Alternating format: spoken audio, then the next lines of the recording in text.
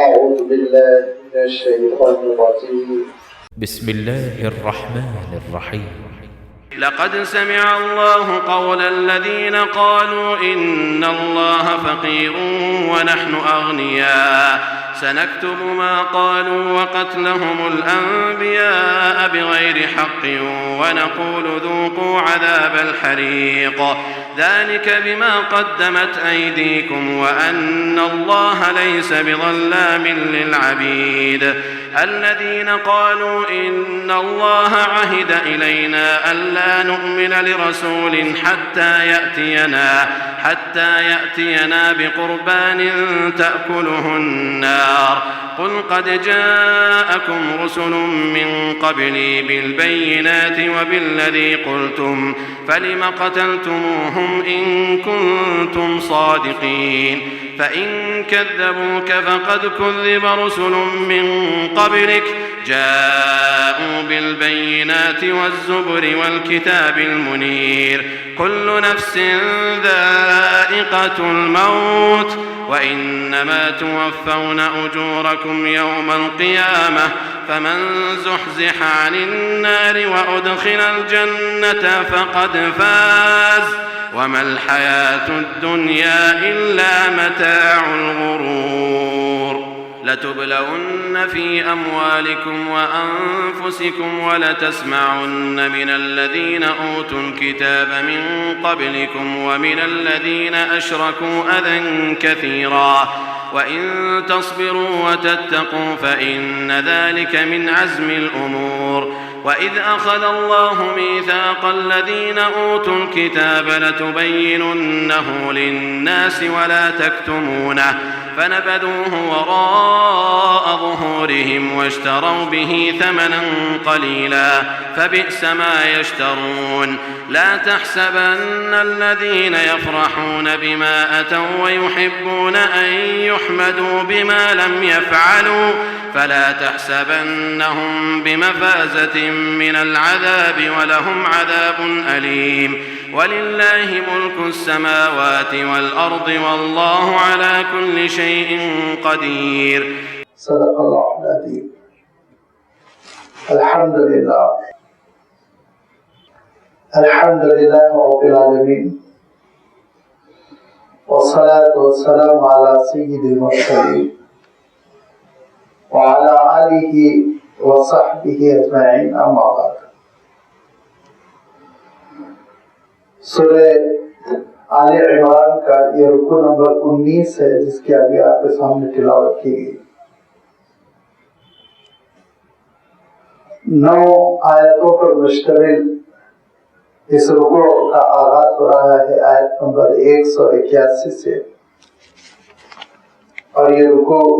खत्म हो रहा है आयत नंबर 189 पर। इसमें अल्लाह ताला ने जो बातें इरशाद फरमाई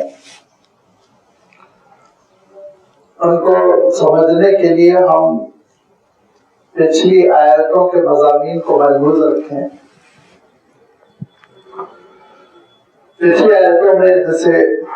रोज़े अव्वल से ये बात मैं आपकी खिदमत में अर्ज़ कर रहा हूँ कि सूरह आले इमरान में अल्लाह ताला ने इस हकीकत को उजागर फरमाया कि असली दीनदारी हकीकत में रूहानियत उखरवी कामयाबी दरअसल इताअत रसूल में है। अल्लाह ताला की निशानियों पर मुश्तमिल तकरीबन 38 आयतों के बाद अल्लाह ताला ने ईसाइयत का तज़किरा फरमाया और गुफ्तगू भी शुरू हुई हजरत ईसा अलैहिस्सलातु तस्लीम की वालिदे मोहतरमा की भी वालिदे मोहतरमा से हजरत हन्ना से जो आपकी हमारे आम लफ्जों में नानी हुई। उन्होंने कैसे मन्नत मांगी थी, वो बेटा चाहती थी, दीन के लिए वक़्फ करना चाहती थी। अल्लाह ताला ने बेटी इनायत फरमाई ان کو بڑا تردد ہوا، لیکن اللہ تعالیٰ نے خوشخبری دی کہ یہ بیٹی ہزاروں بیٹوں پر بھاری ہوگی۔ لہذا حضرت بی بی مریم وہ معتکف ہوئی مسجد اقصی میں، بیت المقدس میں۔ حضرت زکریا علیہ السلام نگران کار مقرر ہوئے، آپ کی تربیت میں وہ پروان چڑھی، یہاں تک کہ ابھی وہ دوشیزہ تھی کہ ان کے پاس غیر موسم کے پھل آنے لگے، جس کو دیکھ کر حضرت زکریا علیہ السلام متعجب ہوئے، پوچھا کہ بی بی آپ کے پاس یہ پھل کہاں سے آتے ہیں؟ انا لکی ھذا قالت من عند اللہ۔ وہ اپنے دل میں معرفت خداوندی رکھتی تھی، ان کو فیضان محبت مل چکا تھا، اللہ تعالیٰ کی معرفت مل چکی تھی، تو انہوں نے کہا کہ یہ تو اللہ کا تحفہ ہے، ربانی تحفہ ہے۔ حضرت زکریا علیہ السلام کو حالانکہ اس وقت وہ اچھی خاصی عمر کے حامل تھے اور نبی تھے، رسول تھے، لیکن اس جملے سے حضرت زکریا علیہ السلام کے خیالات میں بڑی تبدیلی آئی، اور جو آپ اولاد کی امید نہیں کر رہے تھے، آپ کو یہ امید ہوئی کہ جو اس لڑکی کو غیر موسم کا پھل دے سکتا ہے تو مجھے عمر کے مناسب نہ ہونے کے باوجود اولاد کیوں نہیں دے سکتا۔ دعا کی، قبول ہوئی، حضرت یحییٰ جیسے فرزند تولد ہوئے۔ یہ اتنی لمبی تفصیل جس کو میں مختصر کیا، یہ سب کے بعد اللہ تعالیٰ نے حضرت عیسیٰ علیہ السلام کی ولادت، حضرت عیسیٰ علیہ السلام کی تبلیغ، حضرت عیسیٰ علیہ السلام کا آسمان پہ اٹھایا جانا، ہے سب کا تذکرہ فرما کے ارشاد فرما کہ یہ وہ حالات تھے جس کی وجہ سے عیسائی دنیا گمراہ ہو گئی، اور انہوں نے حضرت عیسیٰ علیہ السلام کے سلسلے میں یہ فیصلہ کیا، بلکہ ان کو یہ غلط رہنمائی کر دی گئی کہ وہ خدا کے بیٹے ہیں، نعوذ باللہ۔ اگر حضرت عیسیٰ علیہ السلام کی اطاعت کرتے،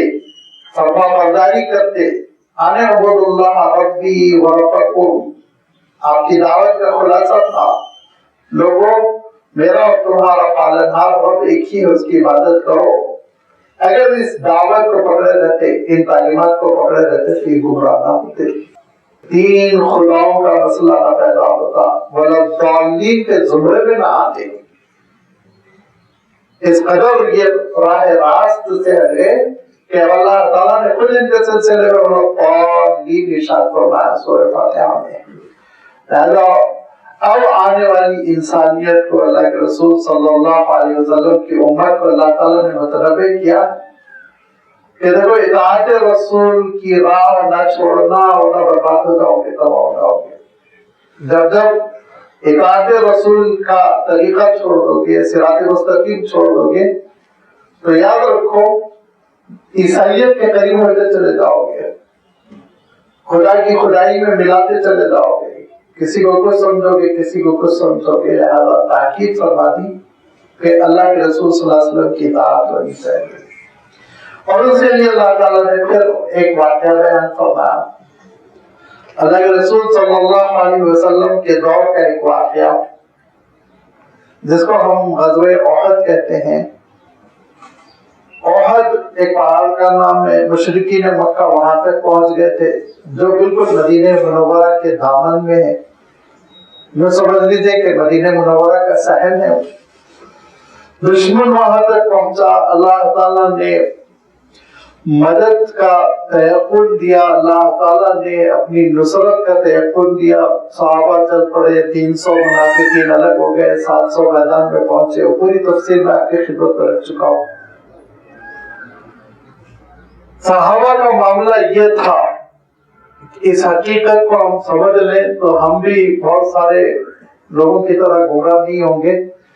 کہ صحابہ نے ایسا کیا، صحابہ نے ایسا کیا۔ اکا دکا جو واقعات آتے ہیں ان کو لے کر لوگ جو ریتی کا پہاڑ بنا دیتے ہیں، لیکن صحابہ کا معاملہ یہ تھا کہ وہ نمبروں کے اعتبار سے 99% 9 تھے، اور ہم لوگ 9% نہیں ہے، 10% نہیں ہے، اپنے ایمان میں، اپنے عمل میں۔ ان کی پوری زندگی میں کہیں اگر ایک خطا ہوئی تو ان کو قرآن مجید میں ٹوکا گیا، ان کو اللہ کے رسول صلی اللہ علیہ وسلم نے ٹوکا، قصہ ختم۔ اور ہم لوگ 24 گھنٹے میں 150-200 خطا کرتے رہتے ہیں، واجبات چھوڑتے رہتے ہیں، فرائض چھوڑتے رہتے ہیں، اور پھر لگے تبصرہ کرنے صحابہ پر۔ ان کا مقام ہی کچھ اور ہے۔ لہذا صحابہ نے یہاں پر اطاعت رسول میں تھوڑی سی کسر رہ گئی تھی، چھوٹا سا مسئلہ ہوا تھا۔ اب وہ میں عرض کر چکا ہوں، جبل الرومات پر جب اللہ کے رسول صلی اللہ علیہ وسلم نے 50 لوگوں کو متعین فرمایا اور یہ ارشاد فرمایا کہ ہرگز نہ اترنا، وہ پہلے اتر گئے، بس اتنا ہوا، اور کوئی نافرمانی نہیں کی، کوئی نماز نہیں چھوڑی، کوئی بے ایمانی نہیں کی کہ مال غنیمت جیب میں رکھ کے چھپا لیا، نعوذ باللہ، کوئی کچھ غلطی نہیں، بس اللہ کے رسول صلی اللہ علیہ وسلم کی اجازت سے پہلے پہاڑ سے اتر گئے، اور اس کے بعد پھر شکست ہوئی، تکلیف پہنچی، فَأَصَابَتْكُمْ غَمٌّ بِغَمٍّ، دگنا صدمہ مسلمانوں کو پہنچا۔ ایک صدمہ جیتی ہوئی جنگ وہ شکست میں تبدیل ہو گئی، دوسرا صدمہ اللہ کے رسول صلی اللہ علیہ وسلم زخمی ہوئے، اور پھر انہی صدموں میں کتنے صحابہ جلیل القدر 70 صحابہ شہید ہوئے۔ ایک چھوٹی سی اطاعت رسول میں کسر رہ جانے کی وجہ سے اللہ کی مدد رک گئی، اور ہم لوگ اس سچویشن میں، جبکہ ہم دیکھا جائے تو 90% شاید اللہ کے رسول صلی اللہ علیہ وسلم کے راستے پہ نہیں ہے، 10% شاید ہم پیروی کرتے ہوں، اس کے باوجود ہم توقع کرتے ہیں کہ میدان بدر کا معاملہ ہمارے ساتھ ہو جائے، فرشتے ہماری مدد کے لیے نازل ہو جائے، اور ہم یہ تصور کرتے ہیں کہ ابراہیم نے جو کعبۃ اللہ پہ حملہ کیا تھا تو ابابیل نے جیسے تباہ کر دیا تھا، ویسے ابابیل ہماری مدد کے لیے آ جائے۔ اس کے لیے تیار ہونا پڑے گا، اس کے لیے محنت کرنی پڑے گی، اور اطاعت رسول کا راستہ نہیں چھوڑنا ہے، اسی میں عافیت ہے۔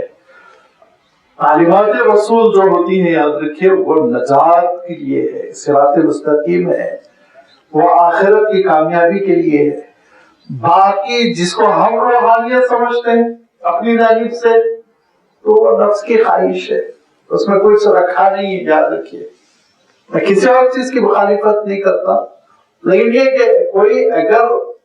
ایسا کام کر رہا ہے جو اللہ کے رسول صلی اللہ علیہ وسلم سے ثابت نہیں، تو اس پہ وہ بحث نہیں کر سکتا، حجت نہیں کر سکتا،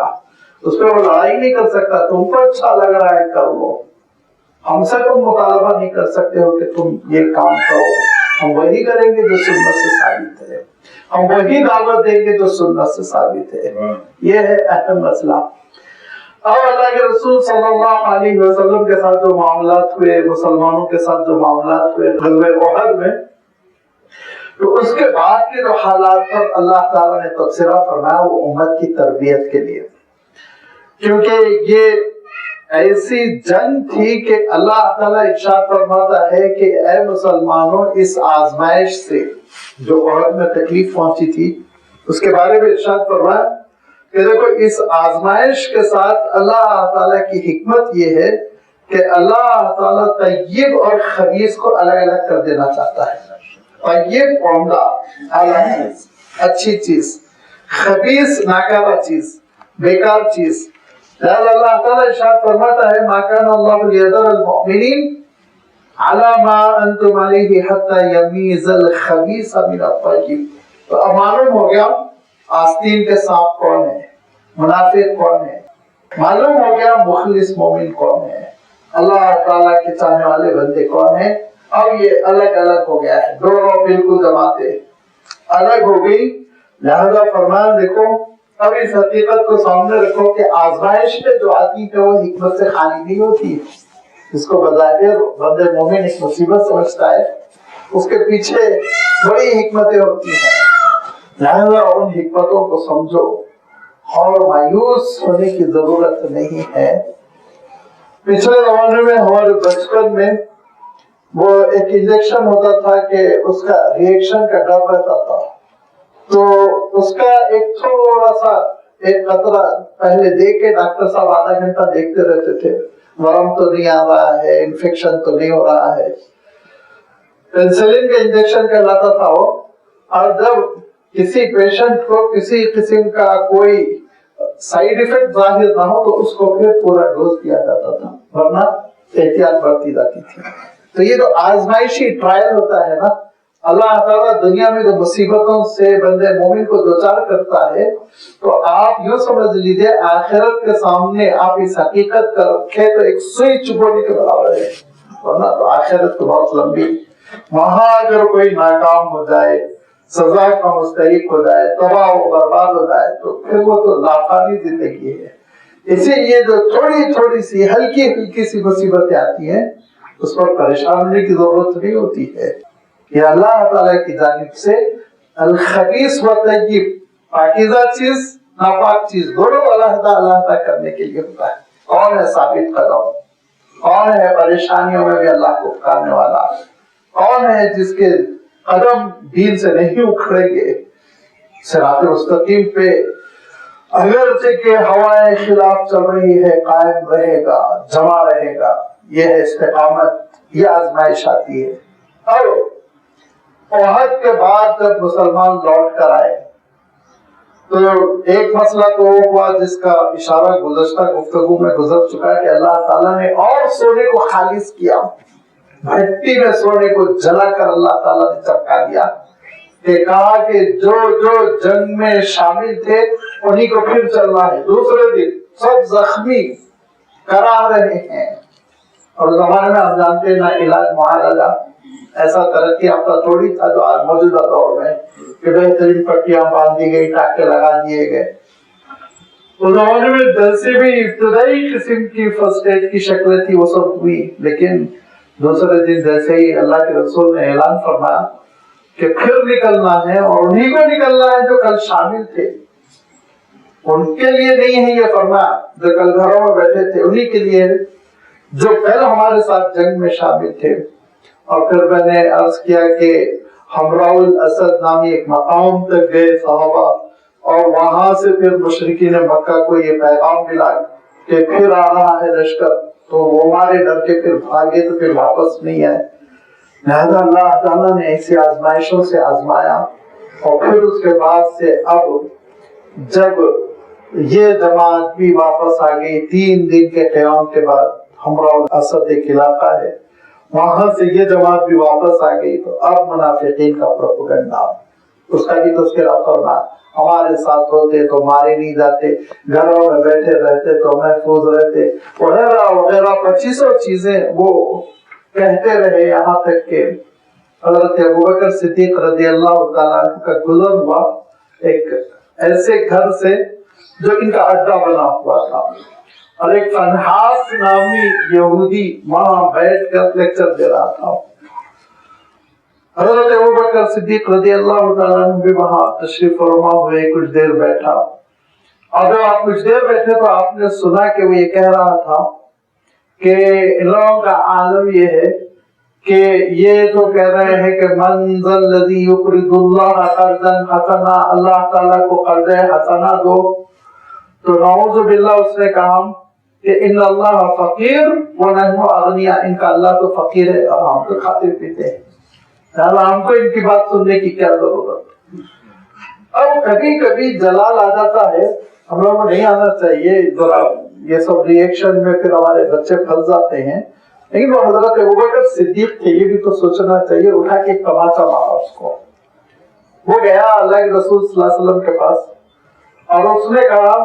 کہ میرے ساتھ یہ ہوا، میرے مریدین بیٹھے ہوئے تھے، ان کے درمیان مجھے تماچا مارا، ہو سکتا ہے اس کو تماچے کی تکلیف کم، مریدوں میں بے عزتی کی تکلیف زیادہ رہی ہو۔ اللہ کے رسول صلی اللہ علیہ وسلم یہ جانتے ہوئے کہ یہ نہ صرف یہودی ہے بلکہ منافقین کو تیار کرتا رہتا ہے، سازشی ہے، یہ جانتے ہوئے بھی حضرت ابوبکر کو بلایا، کیا یہ صحیح ہے تم نے اس کو تماچا مارا؟ تو حضرت ابوبکر صدیق نے فرمایا ہاں میں نے مارا، کیونکہ اس نے یہ کہا کہ مسلمانوں کے خدا کو دیکھو، وہ قرضہ مانگ رہا ہے اور ان کا خدا فقیر ہے اور ہم کھاتے پیتے ہیں، تو اللہ کے رسول سے برداشت نہیں ہوا۔ تو اللہ کے رسول صلی اللہ علیہ وسلم نے پوچھا کیا تم نے یہ جملہ کہا؟ تو اس نے یہ نہیں کر رہا تھا، یہ کہہ رہا تھا مسلمانوں کی معاشی حالت ذرا خستہ ہے اور پریشان ہے، بیکورڈ ہے، ایسا کچھ کہہ رہا تھا میں۔ اللہ تعالیٰ ارشاد فرماتا لقد سمع اللہ قول الذین قالوا، اللہ تعالیٰ نے اس شخص کی بات سن لی جس نے کہا ان اللہ فقیر ونحن اغنیاء، اللہ تعالیٰ محتاج ہے اور ہم بے نیاز ہے، کھاتے پیتے غنی ہیں۔ اب اللہ تعالیٰ نے یہ بات ارشاد فرمائی اور اس کے بعد جو چیز اللہ تعالیٰ یہاں بیان فرما رہا ہے وہ عربی ادب کے اعتبار سے، قرآنی اعجاز کے اعتبار سے بہت ہی قابل ملاحظہ ہے۔ سنکتب ما قالوا وقتلهم الانبیاء بغیر حق، ہم لکھ کر رکھیں گے جو کچھ انہوں نے کہا۔ اب یہ خود ایک بڑی دھمکی ہے، ریکارڈ کر کے رکھا جائے گا، محفوظ رکھا جائے گا، اجر ملے گا اس کا، اس کی سزا تم کو بھگتنی ہوگی، اس میں خود وعید ہے۔ لیکن آگے اللہ تعالیٰ نے ان کے ایک ایسے جرم کو ملا دیا اس چھوٹے گناہ سے بڑے گناہ، یہ بھی چھوٹا گناہ نہیں، اللہ کی شان میں گستاخی خود گناہ کبیرہ، ایک ایسے گناہ کو اللہ تعالیٰ نے ملا دیا جس سے ان کے قومی مزاج کا اندازہ ہوتا ہے۔ فرمایا ہم ریکارڈ کر کر رکھیں گے، لکھ کر رکھیں گے، سنکتب ما قالوا، اور ہم ریکارڈ کر کر رکھیں گے، لکھ کر رکھیں گے، وقتلهم الانبیاء، جتنے نبیوں کو انہوں نے قتل کیا، نبیوں کے قاتل، اللہ تعالیٰ کی شان میں گستاخی کرنے والے اور اپنے آپ کو سمجھتے ہیں سب سے جینیس، احباء اللہ و ابناؤہ، اللہ کے بیٹے اور چہیتی نسل، شعب اللہ المختار آج کا ان کا دعویٰ ہے، وہ نیشن جس کو اللہ نے سلیکٹ کر دیا، نعوذ باللہ، اور وہ بغیر کسی خطا اور بغیر کسی جرم کے نبیوں کو قتل کر دینے والے اور اللہ تعالیٰ کی شان میں گستاخی کرنے والے، ان کے اس جرم کو ریکارڈ کر کر رکھا جائے گا، اور پھر وَنَقُولُ، ہم فرمائیں گے، کہا جائے گا ان سے ذُوقُوا عَذَابَ الْحَرِيقِ، جھلسا دینے والے عذاب کا مزہ چکھو، مزہ چکھو جھلسا دینے والے عذاب کا۔ قیامت کے دن کو پتا چلے گا کہ آج یہ یہودی منافقین اللہ کے رسول صلی اللہ علیہ وسلم کے ساتھ بدتمیزی کرنے، تاریخ میں انہوں نے نبیوں کو قتل کیا، ان کا عالم یہ کہ اللہ تعالیٰ کی شان میں گستاخی کرتے ہیں، تو لازمی بات ہے، ارشاد فرمایا ایسوں کے لیے جھلسا دینے والا عذاب، ذالک بما قدمت ایدیکم، اور کہا جائے گا یہ تمہارے کیے کا اجر ہے، تمہارے کیے کی سزا ہے، بما قدمت ایدیکم، تمہارے ہاتھوں نے جو کرتوت کر کر پیشگی طور پہ بھیج دیا تھا اس کا نتیجہ ہے۔ اور یہ یاد رکھو ان اللہ لیس بظلام للعبید، اللہ تعالیٰ اپنے بندوں پہ ذرہ برابر ظلم نہیں فرماتا، ذرہ برابر بھی ظلم نہیں فرماتا، فرمایا لیس بظلام، ذرہ بھی ظلم نہیں کرتا۔ مبالغے کا یہ صیغہ ہوتا ہے، اور عربی قاعدے کے اعتبار سے جب نفی کا مبالغہ ہو تو پھر ہم کو بڑی تاکید کے ساتھ ترجمہ کرنا پڑتا ہے کہ بالکل ہی ظلم نہیں فرمائے گا اللہ تعالیٰ۔ لیکن یاد رکھو جب جرم بڑا ہوگا تو سزا بھی تو بڑی ہوگی۔ تو یہ دو باتیں پتہ چلی، دیکھیے، نمبر ایک تو یہ کہ ان کا جو مزاج ہے وہ نبیوں کے سلسلے میں، اللہ تعالیٰ کے سلسلے میں، صلحاء کے سلسلے میں، نیکوکاروں کے سلسلے میں بدزبانی کرنا، بےہودہ گوئی کرنا، یہ ان کا قومی مزاج ہے۔ ان سے آپ یہ توقع مت رکھیے کہ وہ مقدسات کا احترام کریں گے، نہیں، ان کا مزاج ہی نہیں ہے۔ یہ ابلیس کے وہ چیلے ہیں جو سارے مقدسات کو پامال کرتے رہتے ہیں۔ ہم لوگ کیا کرتے ہیں، اپنے پہ گیس کرتے ہیں۔ ہمارا عالم یہ ہے کہ کسی نبی کا نام آ جائے تو ہم علیہ السلام کے بغیر نہیں بولتے، کسی صحابی کا نام آ جائے تو رضی اللہ عنہ کے بغیر نہیں بولتے، کسی بزرگ کا ذکر آ جائے تو رحمت اللہ لگاتے ہیں۔ تو ہمارے پاس تو احترام ہے، ریسپیکٹ ہے، دوسروں کے جذبات کا خیال ہے۔ یہ اللہ کے رسول صلی اللہ علیہ وسلم نے اس مزاج پہ ان کو پروان چڑھایا ہے، یہ امت کا شعار ہے۔ آپ ان سے امید مت رکھیے، انہوں نے جو بےہودہ چیزیں حضرت سلیمان علیہ السلام کے سلسلے میں لکھی وہ پڑھنے کے قابل نہیں، انہوں نے جو بےہودہ باتیں بی بی مریم کے سلسلے میں کہیں وہ پڑھنے کے قابل نہیں، انہوں نے جو بےہودہ باتیں حضرت عیسیٰ علیہ السلام کو تسلیم کے سلسلے میں کہیں وہ آپ گوارا نہیں کر سکتے، اور انہوں نے اللہ تعالیٰ کے سلسلے میں جو باتیں کہی، حضرت جبرائیل کے سلسلے میں جو باتیں کہی وہ آپ سن نہیں سکتے، گوارا نہیں کر سکتے. یہ ان کا قومی مزاج ہے. ہر ایک کا ایک اپنا قومی مزاج ہوتا ہے. جیسے مسلمانوں کا قومی مزاج ہے نا بغیر گوشت کے کھانا نہیں کھایا جاتا، ویسے ہی ان کا قومی مزاج ہے یہ بغیر گالی گلوچ کے وہ آگے نہیں بڑھتے.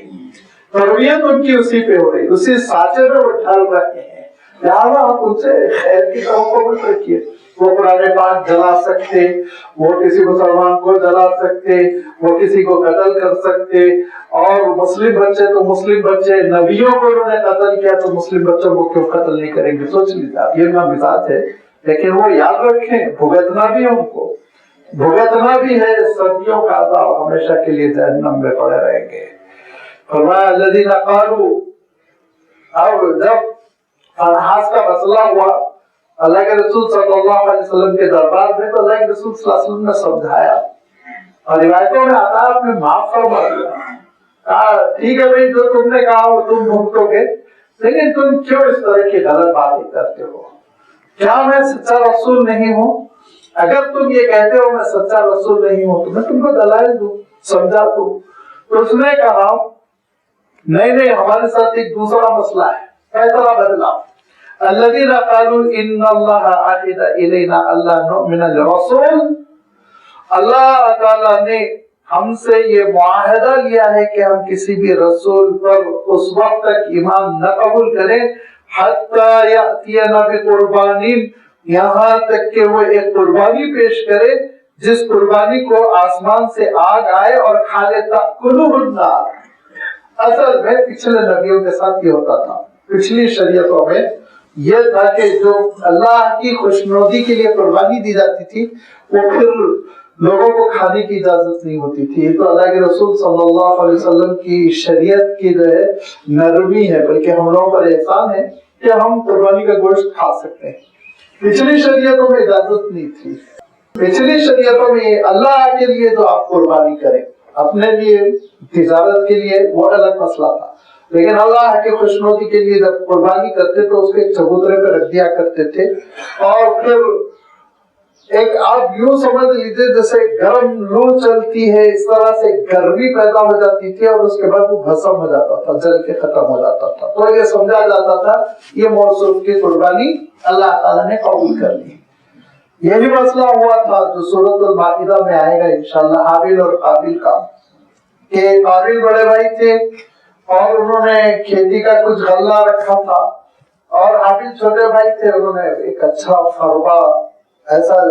دمبا قربان کیا، ایسا بکرا قربان کیا جو بہت قیمتی تھا اور اللہ کی خوشنودی کے لیے، اخلاص کے لیے. تو حابیل کی قربانی قبول ہو گئی، قابیل کی ویسی سڑی پڑتی رہی اور پھر جلسی پیدا ہوئی، پھر انہوں نے مار ڈالا اپنے بھائی کو.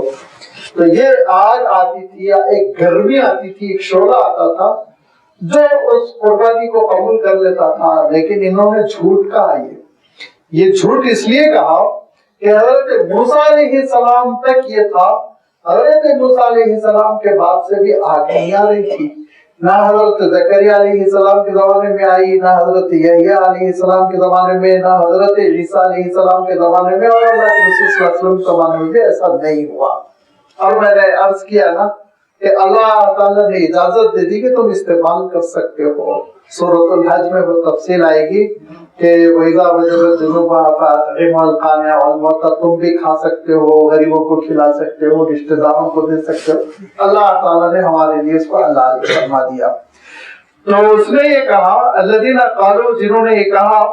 ان اللہ عہد الینا، اللہ نے ہم سے یہ عہد لے رکھا ہے، اللہ نؤمن لرسول، کہ ہم کسی رسول کی بات نہ مانیں حتی یہاں تک کہ یأتینا بقربان تأکلہ النار، ایک آگ آئے اور ان کی قربانی کو ہضم کر لے، کھا لے، ختم کر دے، جلا دے. اور اس میں آپ دیکھیں یہ قرآن مجید کا جو معجزہ ہے جس کو میں عرض کرتا ہوں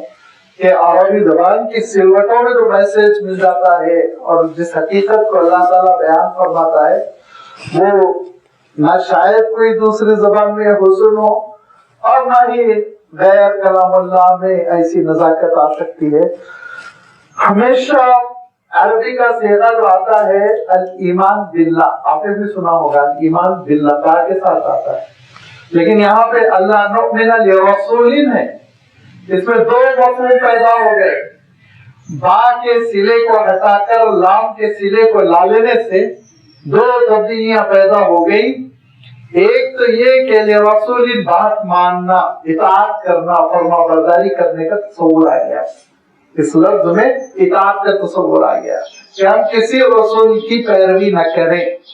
ان کی اطاعت نہ کریں تا وقت کہ آگاہ کھائے. دوسری بات یہ کہ اس سیرے سے یہ پتا چلا کہ وہ دل سے مانتا تھا کہ اللہ کے رسول ہے. یہ رسول خود کہہ رہا ہے نا، ہم کسی بھی ایسے رسول پر ایمان قبول نہ، کسی بھی ایسے انسان پر نہیں کہا. اس نے یہ نہیں کہا نا اللہ نؤمن لرجل، کسی بھی ایسے شخص پر ہم ایمان قبول نہ کریں جس کے لیے آگ آ کر اس کی قربانی کو قبول نہ کر لے. یہ نہیں کہہ رہا. کیا کہہ رہا ہے؟ اللہ نؤمن لرسول، کسی بھی ایسے رسول کی بات ہم نہ مانے. اس کا دل کہہ رہا ہے اللہ کے رسول، وہ مان رہا اور وہ ڈر رہا ہے کہ سامنے وہ یہ کہہ دے آپ رسول نہیں تو کوئی عذاب آ جائے، میں مر جاؤں، جل جاؤں، قصہ ختم ہو جائے. ڈر رہا، گھبرا رہا. اور اللہ تعالیٰ نے صاف ارشاد فرمایا دوسرے مقام پر کہ فرعون کے سلسلے میں فرمایا کہ یہ لوگوں کا عالم یہ تھا کہ دل ان کے مان رہے تھے کہ حضرت موسیٰ علیہ السلام اللہ کے رسول، زبان سے انکار کر رہے تھے، دل مانتے تھے. تو یہ ان لوگوں کا اکثر و بیشتر کا عالم یہ یاد رکھیے کہ دلوں میں گھبراتے رہتے ہیں، ان کو معلوم ہے سچائی یہی ہے، لیکن یہی ہے شہوت نفس کے لیے، خواہشات کی تکمیل کے لیے، دنیا مرضی کے مطابق گزارنے کے لیے زبان سے انکار کرتے ہیں، زبان سے مخالفت کرتے ہیں، اور دل کپاتے رہتے ہیں ان کے کہ بات تو یہ سچ کر رہے ہیں کہ پکڑ نہ آ جائے. لہذا اللہ تعالیٰ ارشاد فرماتا ہے کہ ان سے کیا عہد لیا گیا تھا، کیا عہد نہیں لیا گیا تھا، اس کو چھوڑ دو. عہد و معاہدے کا تذکرہ ہی نہ کرو. قل، اے رسول آپ کہیے قد جاءکم رسول من قبلی، میرے سے پہلے بہت سے رسول آئے دو چیزوں کے ساتھ، بالبینات، کھلی ہوئی دلیلیں لے کر، معجزات لے کر، وبالذی قلتم، اور وہ چیز بھی لے کر جس کا تم مطالبہ کر رہے ہو، لیکن اس کے باوجود فلما قتلتموہم ان کنتم صادقین، تم نے نبیوں کو کیوں قتل کیا جبکہ وہ تمہاری تاریخ کے مسلمہ نبی ہیں، مسلمہ رسول ہے، تمہارے سامنے ان کے دلائل واضح ہو چکے تھے، معجزات واضح ہو چکے تھے، پھر بھی تم نے ان کو کیوں قتل کیا؟ تو مسئلہ تمہارا یہ نہیں ہے کیا عہد لیا گیا، کیا عہد نہیں لیا گیا، تمہارا پوسٹ کیا ہے، تمہاری ذمہ داری کیا ہے، یہ سب نہیں. مزاج تمہارا نبیوں کے خلاف چلنا ہے، مزاج تمہارا نبیوں کے خلاف محاذ آرائی کرنا ہے. فَإِن كَذَّبُوكَ، اے رسول اگر یہ آپ کو جھٹلاتے ہیں، فقط كُذِّبَ رُسُلٌ مِّن قَبْلِكَ، تو آپ سے پہلے بھی رسولوں کو جھٹلایا گیا. حضرت نوح علیہ السلام سے لے کر حضرت عیسیٰ علیہ السلام کی آپ تاریخ دیکھ لیجئے، سارے رسولوں کو جھٹلایا گیا، ستایا گیا، شہر سے نکالنے کی کوشش کی گئی، گستاخیاں کی گئی، سب سہنا پڑا نبیوں اور رسولوں کو. بالآخر اللہ کی مدد آتی تھی. فرمایا فَإِن كَذَّبُوكَ، رسول آپ کو جھٹلا رہے تو آپ کا دل چھوٹا نہ ہو، آپ کو غم نہ ہو، آپ کو صدمہ نہ ہو. فقط كُذِّبَ رُسُلٌ مِّن قَبْلِكَ جَاءُوا بِالْبَيِّنَاتِ، ایسے رسولوں کو آپ سے پہلے انہوں نے جھٹلایا یا انسانوں نے جھٹلایا جو دلائل لے کر آئے تھے، معجزات لے کر آئے تھے. بالبینات، بینات قرآن مجید کی آیتوں کو بھی کہا گیا کہ واضح ہے نشانیاں، اور رسولوں اور نبیوں کے معجزات کو بھی کہا گیا کہ یہ کھلی ہوئی دلیلیں ہوا کرتی تھی جن میں شک و شبہ کرنا انسان کے لیے ممکن نہ ہوتا. کہ حضرت شعیب علیہ السلام سے تم کہہ رہے ہو کہ یہ معجزہ دکھاؤ، حضرت صالح علیہ السلام سے کہہ رہے ہو یہ معجزہ دکھاؤ، آپ صلی اللہ علیہ وسلم سے کہہ رہے ہو، حضرت عیسیٰ علیہ السلام سے کہہ رہے ہو کہ آسمان سے اگر خان اتر جائے. فرعون دیکھ رہا ہے کہ وہ اژدہا، لکڑی آپ کی حضرت موسیٰ علیہ السلام کا عصا اژدہے میں تبدیل ہو رہی ہے، ساری دلیلیں یہ آنکھوں سے دیکھنے کے باوجود انکار کرتے رہے. وہ زبر، اور زبر کہتے ہیں صحیفوں کو. پچھلی عربی میں اور پچھلی جو عربی کی سسٹرز ہیں جو اور سامی زبانیں ہیں، عبرانی ہے، حبشی ہے، سریانی ہے، یہ ساری زبانوں میں زبر کہتے ہیں صحیفوں کو، مقدس صحیفے، کتابیں آپ چاہے تو آسان ترجمہ کر لیجئے. تو یہ وہ اللہ کے رسول تھے جو دلائل معجزات کی شکل میں لائے تھے، والزبر اور صحیفے لے کر آئے تھے، اور پھر یہ آخری رسول تو والکتاب المنیر، روشن کتاب لے کر آئے ہیں جس کی ہر آیت روشن ہے۔ لیکن نہیں سمجھنا ہے تو نہیں سمجھنا، ضد کرنا ہے تو ضد کرنا ہے۔ کل نفس ذائقۃ الموت، تو کان کھول کر سن لو، ہر شخص کو موت کا مذاق چکھنا ہے۔ موت تک کے لیے تمہارے لیے اختیارات ہے، اچھل کود کر لو، جو کرنا ہے کرو۔ موت جو ہے وہ تمہاری ساری ایکٹیویٹیز کو فل اسٹاپ لگانے والی ہے، اس کے بعد قصہ ختم۔ اس کے بعد کیا ہے، وَإِنَّمَا تُوَفَّوْنَ أُجُورَكُمْ يَوْمَ الْقِيَامَةِ، کہ اب تمہارا اجر برابر برابر کر دیا جائے گا، پورا پورا دے دیا جائے گا قیامت تک کے لیے۔ قیامت تک کے لیے تم کو انتظار کرنا ہے، قیامت کے دن انصاف کیا جائے گا۔ لازمی بات ہے، یہاں اس آیت میں اللہ تعالیٰ نے عالم برزخ کا تذکرہ نہیں فرمایا، کیونکہ عالم برزخ کا مسئلہ یہ ہے کہ عالم برزخ سے بس راستہ بتا دیا جاتا ہے، جہنم کے راستے پہ ہے تم یا جنت کے راستے پہ، یہ بات بتا دیا جاتا ہے، جس کو اللہ تعالیٰ نے دوسرے مقام پہ ارشاد فرمایا کہ جب روح چارج لینے کے لیے، روح کا چارج لینے کے لیے، قبض کرنے کے لیے فرشتے آتے ہیں، ملک الموت آتے ہیں، تو بندہ بہت توقع اور کہتا ہے تھوڑی اللہ مہلت دیجیے، تھوڑا سا اور 1-2-3 سال دے دیجیے۔ لہذا اللہ تعالیٰ ارشاد فرماتے ہیں کہ فرشتے کو اللہ تعالیٰ خطاب کر کے کہتا ہے کوئی اب مہلت نہیں دینا ہے، انہوں نے موت کو دیکھ لیا، آپ کو دیکھ لیا، نزا کا عالم ہے، بن کی روح لے لیتے ہیں۔ کلا انہا کلمۃ هو قائلها، یہ بابا کر رہا ہے، کرنے دو۔ وَمِن وَرَائِهِمْ بَرْزَخٌ إِلَى يَوْمِ يُبْعَثُونَ، اور قیامت تک کے لیے اب برزخ کا ان کو مرحلہ سامنے آئے گا، قیامت کا انتظار کرنا ہے۔ برزخ کیا ہے؟ یہ بیچ کی زندگی ہے، اور اس بیچ کی زندگی کے سلسلے میں اللہ کے رسول صلی اللہ علیہ وسلم نے بتا دیا جائے گا کہ تمہاری فائنل منزل جنت ہے یا تمہاری فائنل منزل جہنم ہے۔ اس لحاظ سے روح کے ساتھ سلوک شروع ہو جائے گا، روحیں یا تو سجین میں ڈال دی جائیں گی یا علیین میں ڈال دی جائیں گی، یہاں تک کہ میدان حشر برپا ہوگا، اور پھر سارے جسم کے ٹکڑے روح کے اطراف جمع ہو جائیں گے اور انسان بن کر کھڑا ہو جائے گا، اور پھر نام اعمال پیش ہوگا اور تولا جائے گا، اخروی انداز میں تولا جائے گا، عالم بالا کا جو انداز ہے اسی عالم بالا کے انداز میں تولا جائے گا، اور پھر اس کے بعد سے حشر ہوگا اور فائنل رپورٹ کا حوالے کر دیا جائے گا، اب آپ جائیے جہنم کی جانب، یا اللہ تعالیٰ ارشاد فرماتا ہے کہ متقی بندے وہ کشا کشا جنت کی جانب لے جائے جائیں گے۔ فمن زحزح عن النار، جو بچا لیا گیا آگ سے، جو دور کر دیا گیا آگ سے، وَأُدْخِلَ الْجَنَّةَ، اور جنت میں داخل کر دیا گیا، فقط فاز، بس وہ کامیاب ہو گیا۔ یہ زندگی کی حقیقت سمجھ لو۔ وَمَا الْحَيَاةُ الدُّنْيَا إِلَّا مَتَاعُ الْغُرُورِ، اور دنیا کی زندگی کچھ نہیں ہے سوائے دھوکے کا سامان۔ یہ حیات دنیا، حیات زندگی متاعن، اس سے پہلے بھی میں عرض کر چکا ہوں، ٹیمپرری قسم کے سامان کو کہتے ہیں۔ وہ ان سامان کو نہیں کہتے جو بہت دیر تک رہنے والے بڑے قیمتی ہے۔ متاعن کہتے ہی ما یتمتع به المرء، جسے کچھ وقت کے لیے انجوائے کر لے، استعمال کر لے۔ اور غرور عربی میں وہ معنوں میں ہے جو اردو میں نہیں۔ اردو میں تو غرور پراؤڈ کے معنی میں، لیکن عربی میں اس کے لیے دوسرا لفظ آتا ہے، الکبر آتا ہے اس کے لیے۔ الغرور عربی میں جب کبھی کہیں گے تو یاد رکھیے چیٹنگ، دھوکہ۔ عربی میں، عربی کے الفاظ اردو میں دوسرے معنوں میں استعمال ہوتے ہیں، یہ ہم لوگوں کے لیے مصیبت ہے، اردو دانوں کے لیے مصیبت کیا ہے کہ ہم نے کچھ پرشین الفاظ لیے ہیں، کچھ سنسکرت کے لیے ہیں، کچھ عربی کے لیے ہیں، تب جا کے اردو بنی۔ ذرا پرانی زبان چھوڑیے، 500-600 سال پرانی ہے،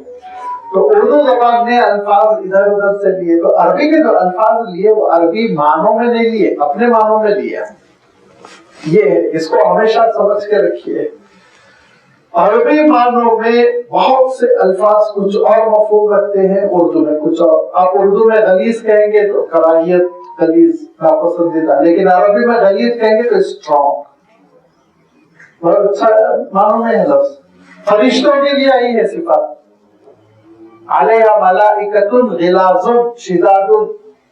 زبردست اسٹرانگ قسم کے فرشتے ہوں گے. لفظ غلیظ اگر میں اردو میں کہوں کہیں کہ غلیظ فرشتے ہوں گے تو مار کی مسجد سے نکال دیں گے، لیکن عربی کے اعتبار سے بالکل سچ ہے. ایسے ہی یہاں پر اللہ تعالیٰ نے جو غرور کا لفظ استعمال فرمایا تو وہ مغرور والا غرور بالکل نہیں، دھوکا، چیٹنگ، دھوکا دے دینا. اب ترجمہ کیا ہوا؟ نہیں ہے دنیا کی زندگی سوائے دھوکے کے سامان کے، کہ اس سے ہم کو بڑا دھوکا ہے. ہم یہ سمجھ رہے ہیں یہ پیلا ہے سونا ہے، ہم یہ سمجھ رہے ہیں چمکدار ہے، یہ قیمتی ہے، لیکن یاد رکھیے نہ یہ سونا ہے نہ چمکدار ہے نہ یہ ساتھ دینے والا ہے، سب دھوکا دینے والے ہیں، ہمارا ساتھ چھوڑ دینے والے ہیں، ہمارا ساتھ چھوڑ دینے والے ہیں. ایک صاحب کے 2 بنگلے تھے اور بہترین کاریں تھی. عجیب و غریب مسئلہ ہوا، وہ 7 سال ایک ایسے مرض میں رہے جس میں ان کے 6 سے 7 کروڑ روپے خرچ ہوئے، پورے گھر پوری کاریں پی گئی. کیا فائدہ ہو، کوئی چیز ساتھ نہیں رہی. اور جب وہ رخصت ہوئے تو فقیرانہ طور پر چندے لے لے کے وہ بیچاروں کا کام کیا جا رہا تھا. لہٰذا یہ جو دنیا کا سامان ہے نا یہ بہت دھوکے باز ہے. کم دھوکا دے دے اس کا ہم اور آپ اندازہ نہیں کر سکتے. اور دھوکا کبھی کبھی تو ایسا دیتا ہے کہ ہم پورے صحت مند ہیں، اس کے باوجود وہ ہمارا ساتھ چھوڑ دیتا ہے. ایسے جیسے کوویڈ میں عراق داخل ہو گیا تھا، گھر میں ہیلی کاپٹرز پڑے ہوئے ہیں لیکن کیا کریں گے، اس کو سر پہ لے کے ماریں گے. روٹی نہیں مل رہی تھی کھانے کے لیے، لائن لگائے ہوئے ٹھہرے تھے کہ بریڈ ان کو مل جائے اور بچوں کو کھانا کھلائے. یاد رکھیے یہ جتنی لگژری چیزیں اللہ تعالیٰ نے ہم سب کو عنایت فرمائی یہ بہت برتنے کی ہے، دنیا میں چھوڑ کر جانے کی ہے. اس کو جہاں چھوڑ کر جانا ہے وہیں پر رکھیے، دل میں بس اللہ کو بسائیے، دل میں اللہ کو بسائیے، اللہ کے رسول صلی اللہ علیہ وسلم کو بسائیے، اللہ کی اطاعت کیجیے، فرما برداری کریے. یہ ہے کامیابی. اور دیکھو اصل اس حقیقت کو ہم بھی اپنے نگاہوں کے سامنے رکھیں. ان یہودیوں کو بھی رکھنا چاہیے تھا، منافقین کو بھی رکھنا چاہیے تھا، موت کو یاد رکھنا چاہیے تھا نا، لیکن انہوں نے موت کو یاد نہیں رکھا. اور آپ سوچئے کہ مدینہ منورہ کے اطراف میں ان کی چھوٹی چھوٹی کیا حویلیاں رہی ہوں گی کچی قسم کی، جس کی وجہ سے وہ بھرے جا رہے تھے بچانے کے لیے. اور اس کے مقابلے میں وہ صحابہ جو پیٹ پہ پتھر باندھ کر اللہ کے رسول صلی اللہ علیہ وسلم کی خدمت میں حاضر تھے، آج کتنا بڑا فرق ہو گیا. ان کو کون پوچھنے والا ہے منافقین کو، ان کی کہاں قبریں گئی، کس سڑک کے نیچے ان کی قبر ہے. تو صحابہ کی محبت اور صحابہ سے عقیدت آج ہمارے دلوں میں وسیع ہوئی ہے. تو سوچیے آپ کہ دنیا میں اتنی محبتیں ہیں تو اللہ تعالیٰ آخرت میں کیا نواز رہا ہوگا. لہذا اللہ تعالیٰ نے اس تذکرے کے ساتھ کہ موت کو یاد رکھو ہمارے اور آپ کی تربیت کرتے ہوئے آگے ارشاد فرمایا لَتُبْلَغُنَّ فِي أَمْوَالِكُمْ وَأَنفُسِكُمْ، تم ضرور آزمائے جاؤ گے تمہارے اپنے مال میں بھی جان میں بھی. بلڈوزر چلائے جائیں گے، یاد رکھو یہ کوئی نئی بات نہیں. گھروں کو لوٹا جائے گا، مکہ مکرمہ میں لوٹا گیا گھروں کو اور دھکے دے دے کے نکال دیا گیا. تجارتیں دکانیں لوٹ لی گئی اور دیار و مددگار چھوڑا، شہر سے نکال دیا، ہجرتوں پر مجبور کیا. وہاں سے ان کے سارے نبیوں کے ساتھ میں نے عرض کیا نا آزمائشوں کا دور گزرا ہے. تو تمہارے مال میں بھی تم کو آزمایا جائے گا، تمہاری جان میں بھی. اور یاد رکھیے اکثر الحمدللہ مسلمانوں کے منہ سے سن کے اور دل کو اطمینان بھی ہوتا ہے کہ ایمان کا کیسا ان کے اندر جذبہ ہے کہ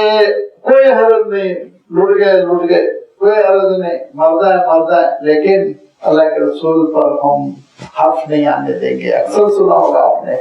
تو فرمایا نہیں، دیکھو یاد رکھو وَلَا تَسْمَعُنَّ مِنَ الَّذِينَ أُوتُوا الْكِتَابَ مِنْ قَبْلِكُمْ وَمِنَ الَّذِينَ أَشْرَكُوا أَذًى كَثِيرًا. یہ کیا قرآن مجید کا معجزہ نہیں ہے کہ آج کے حالات کو آپ کے سامنے پیش کیا جا رہا ہے. اسلاموفوبیا کا جو نتیجہ ہو رہا وہ آپ دیکھ لیجیے قرآن پاک میں آپ کو سامنے اللہ تعالیٰ پیش کر رہا ہے. فرمایا اور تم ضرور سنو گے ان لوگوں سے جن کو اللہ تعالیٰ نے پہلے کتابیں دی تھی، چاہے انجیل ہو چاہے تورات ہو. عیسائی دنیا سمجھ لیجیے، یہودی دنیا. اور فرمایا وَمِنَ الَّذِينَ أَشْرَكُوا، اور جو بندروں کو پوچھتے ہیں اور جو جانوروں کو پوچھتے ہیں، پتھروں کو پوچھتے ہیں، درختوں کو پوچھتے ہیں، دریاؤں کو پوچھتے ہیں، ان مشرکین سے بھی تم ضرور سنو گے اذن کثیرہ، تکلیف دہ چیزیں جو دل کو چبھتی ہیں، طنز و تاریخ، بدتمیزی کی باتیں، اور وہ بدتمیزی کی باتیں کرتے ہیں کہ اگر اس کے جواب میں ہم پوسٹ مارٹم کریں تو منہ دکھانے کے قابل نہیں رہ جاؤ گے، باپ بیٹی کو منہ نہیں دکھا سکے گا اور ماں بیٹے کو منہ نہیں دکھا سکے گی، تمہاری کیوں ہے، کیسے کیسے تمہارے دیوی دیوتا پیدا ہوئے، کیا کیا لکھا ہوا ہے کتابوں میں، کتنی کتابیں ہیں جن کے ہندوستان میں ایڈیشن قواعد منع ہے۔ ایک نو مسلم تھے شیخ عبید اللہ سندھی رحمۃ اللہ علیہ، انہوں نے کتاب لکھی باضابطہ، آپ وہ کتاب اگر یہاں چھپ جائے تو انقلاب آ جائے، اور اس میں تو چھپتی رہتی اردو میں ہے کہ کیسے کیسے ان کی جو مالائی کہانیاں ہیں وہ اگر پکچر پیش کر دیا جائے تو مصیبت ہو جائے گی، لیکن بولیں گے ہمارے سلسلے میں، بول رہے ہیں 3 طلاق کے سلسلے میں، بول رہے ہیں جہاد کے سلسلے میں، تو یہ اللہ تعالیٰ ارشاد فرماتا ہے مسلمانوں سننا پڑے گا، مشرکین سے بھی سننا پڑے گا، اہل کتاب سے بھی سننا پڑے گا تکلیف دہ چیزیں، فرمایا وَإِن تَصْبِرُوا، لیکن صبر کرنا، ریئیکشن میں نہیں آنا، رد عمل میں نہیں آنا، جذباتی ہو کر تو اپنا نقصان نہ کر لو، وَتَتَّقُوا، تقوی اختیار کرو، صبر کرو اور دین پہ چلو، تقوی اختیار کرو، تم حرام چیزوں سے بچو، ناجائز چیزوں سے بچو، تم یہ فیصلہ کرنا کہ مجھے جنت کی منزل کی طرف آگے بڑھنا ہے، یہ ان لوگوں میں الجھنا نہیں، ان کے منہ نہیں لگنا، اس قابل نہیں ہے کہ ان کے منہ لگے۔ فَإِنَّ ذَلِكَ مِنْ عَزْمِ الْأُمُورِ، اگر یہ کرتے ہو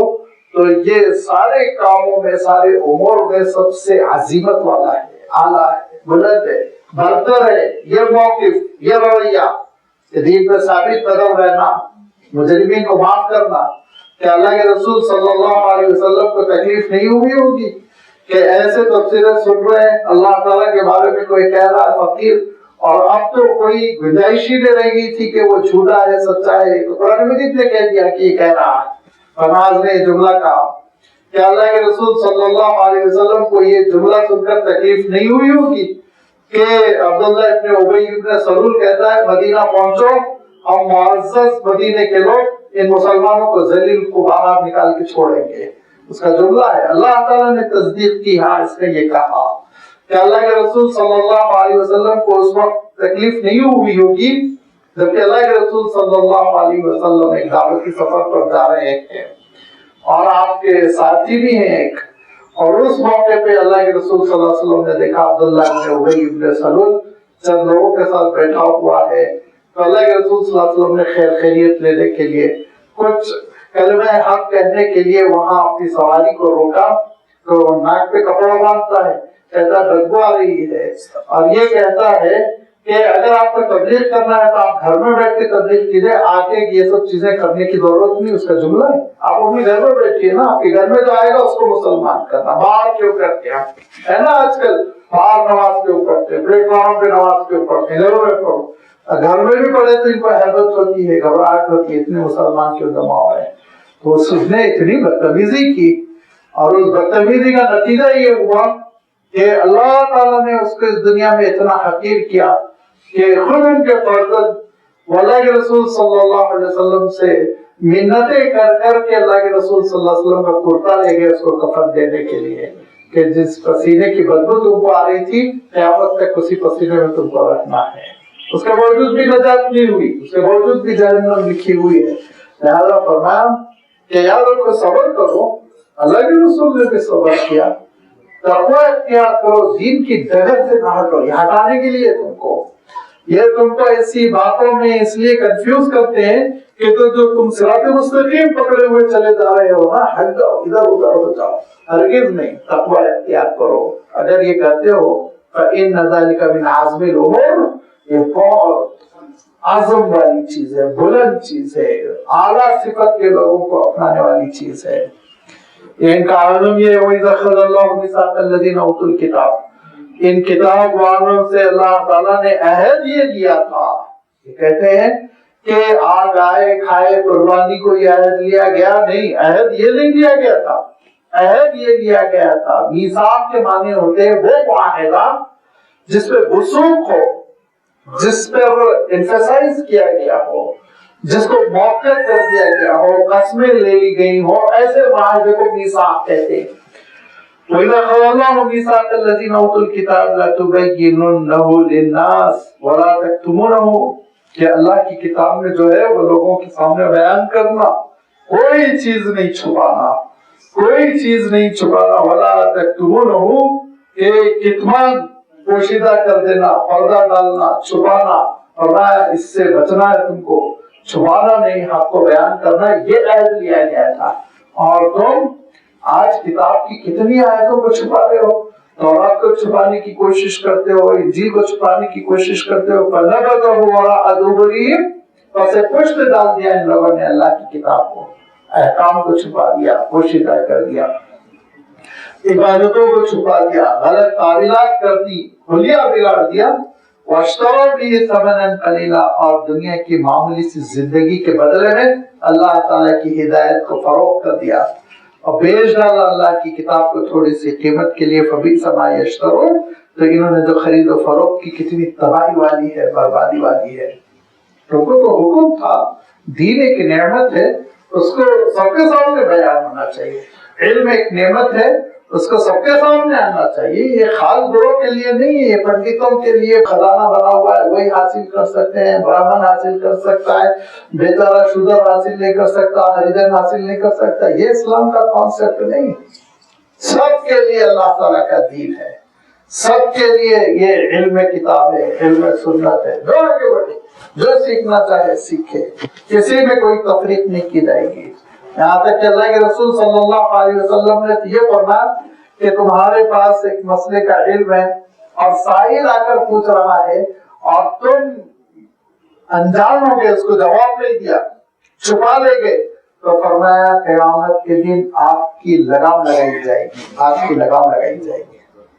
چھپا نہیں سکتے علم کو۔ ہاں یہ الگ بات ہے، مسئلہ نہیں معلوم ہے تب بھی بولنے کی کوشش نہیں کرنا چاہیے، جو آج کل کا فیشن ہے کہ ان سے پوچھا بھی نہیں گیا، مفتی صاحب سے پوچھا جا رہا ہے، بیچارے ایک مفتی بیٹھے ان سے پوچھا جا رہا ہے، بیچ میں لقمہ دیں گے ایک صاحب جن کو خود مسئلہ نہیں معلوم ہے، اس کی ضرورت نہیں ہے۔ لیکن اگر کوئی آپ کے پاس علم ہے، کوئی مسئلہ آپ جانتے ہیں اور پوچھنے والا پوچھ رہا تو اس کو چکما دے دینا کہ یہ بھی کہیں کرنا شروع کر دے گا،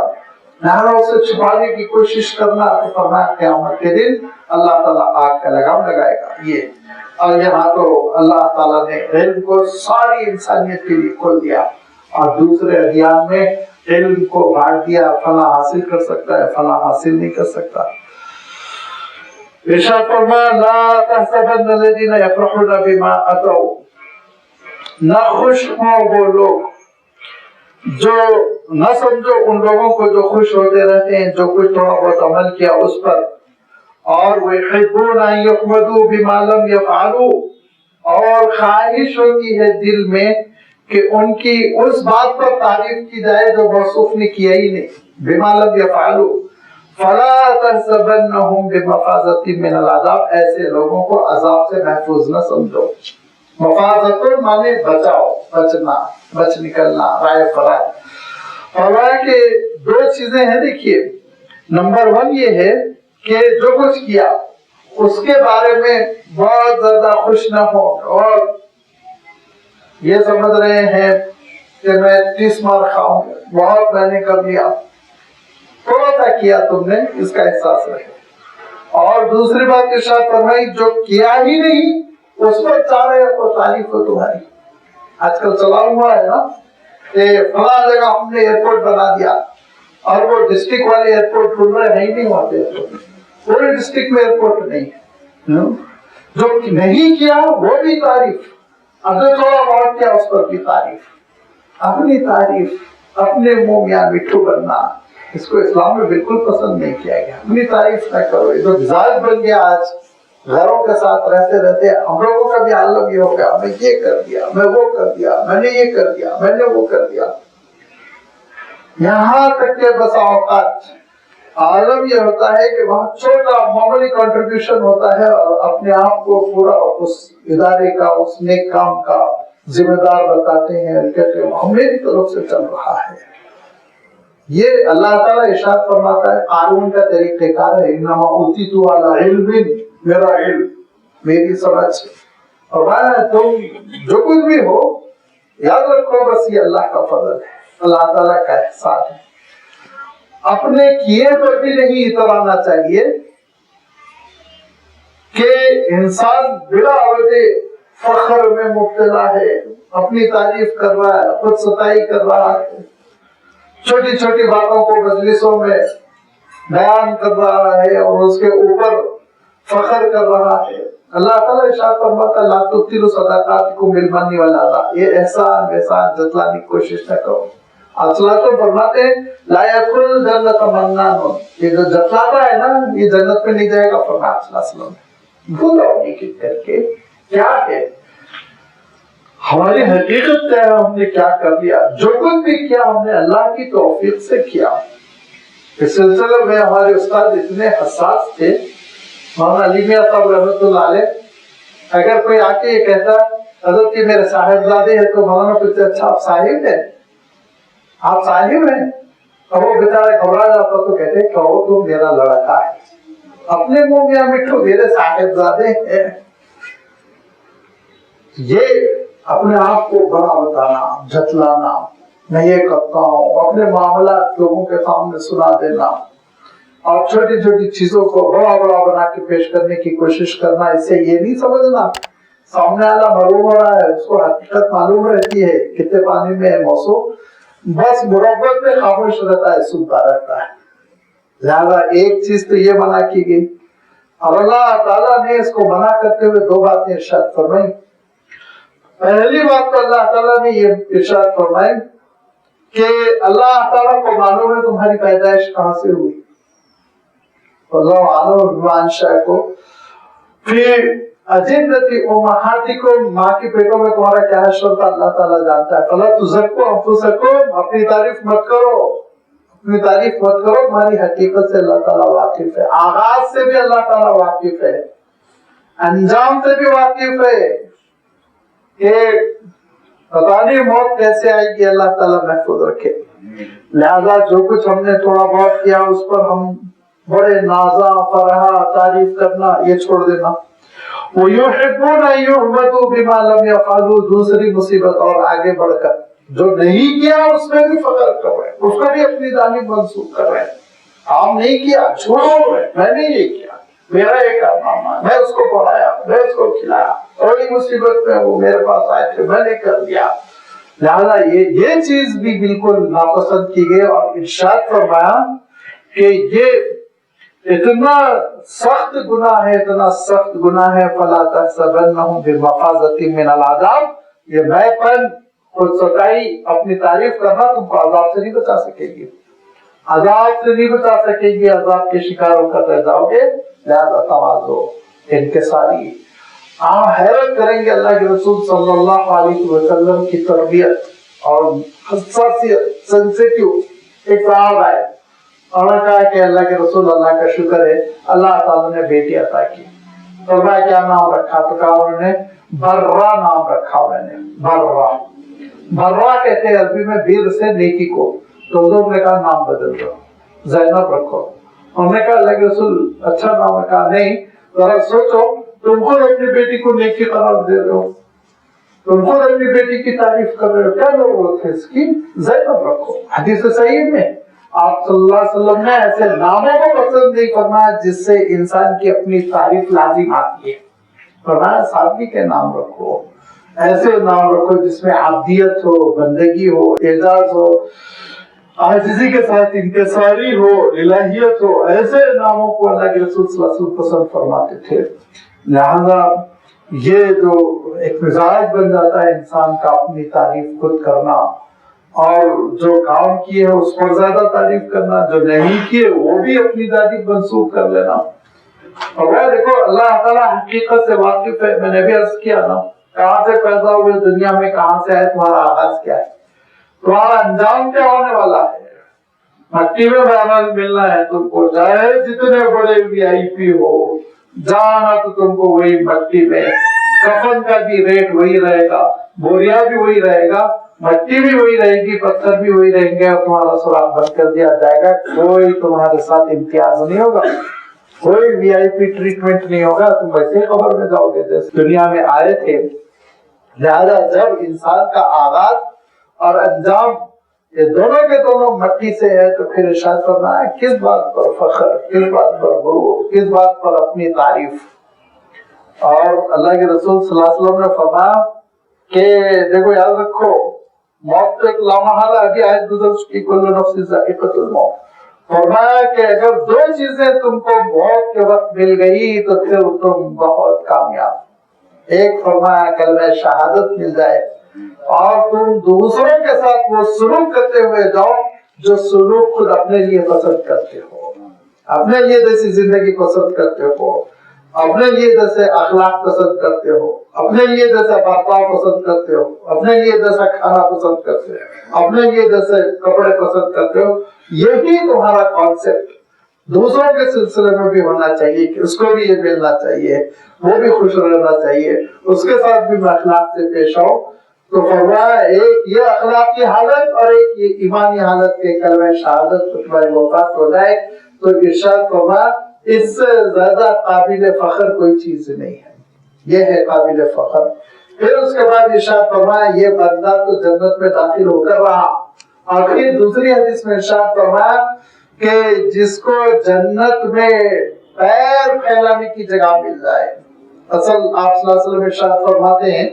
कि उसका तर्जुमा यूं होता है कि जो एक छड़ी होती है जिससे जानवरों को मारा जाता है, फरमाया कि अगर जन्नत में वो छड़ी बराबर जगह किसी को मिल जाए तो वो कामयाब हो गया, उसका किस्सा खत्म हो गया। उसके लिए फिर ये खुशखबरी इरशाद फरमाया। तो आप अंदाजा कीजिए कि असलन कामयाबी व आखिरत की कामयाबी, और आखिरत की कामयाबी अल्लाह ताला मुक़द्दर फरमाता है उनके लिए जो हमेशा अल्लाह ताला की बंदगी में रहना चाहते हो, इनके सारी के साथ जिंदगी बसर करना चाहते हो, और जो हमेशा अल्लाह के बंदों के साथ उसमें सलूक करते हो, और जो जिनका आलम ये है कि मैं पन में अपनी तारीफ में अपने आप को 30 मार खा समझते हैं, वलहुम अज़ाबुन अलीम, उनके लिए तो दर्दनाक अज़ाब इरशाद फरमा। कभी कभी कलमे से महरूम मौत होती है, खातिमा बिल खैर नहीं होता, और कभी कभी अल्लाह ताला महफूज रखे ऐसी मौत से इंसान दो चार होता है कि लोग उससे कराहियत महसूस करते हैं, दूर भागना चाहते हैं, करीब नहीं जाना चाहते हैं। क्यों? बदअखलाकियों की वजह से, बदकिरदारी की वजह से। अल्लाह ताला इन चीजों से महफूज रखे और खातिमा बिल खैर फरमाए। सब कुछ उसके हाथ में है, वलिल्लाहि मुल्कु समावाति वल अर्द, जमीन और आसमान की शहंशाहियत बस अल्लाह के हाथ में। वल्लाहु अला कुल्ली शैइन कदीर, अल्लाह ताला हर चीज पर कादिर है, हर चीज पर अल्लाह का काबू है। जब अल्लाह ताला की कुदरत इतनी कामिल और इतनी अमूमी और इतनी अल्लाह ताला की कुदरत वो जामे है, तो लाज़मी बात है मेरे और आपके खात्मे बिल खैर पर भी वो कादिर है। जरूरत बंदगी की है, जरूरत एतराफ की है, और जरूरत इस्लामी अखलाक की है। अल्लाह ताला उन सब की तौफीक इनायत फरमाए इंशाअल्लाह। अब इसके बाद ये एक गोया कि इस सूरत का एक खात्मा और लुबाब है, खुलासा है जो आगे की आयतों में आ रहा है, और जिन पर के सूरह आले इमरान का इख्तिताम हो रहा है उसकी वजाहत एतबार की खिदमत में रखी जाएगी। वाखिर दावाना अनिल हम्दुलिल्लाहि रब्बिल आलमीन।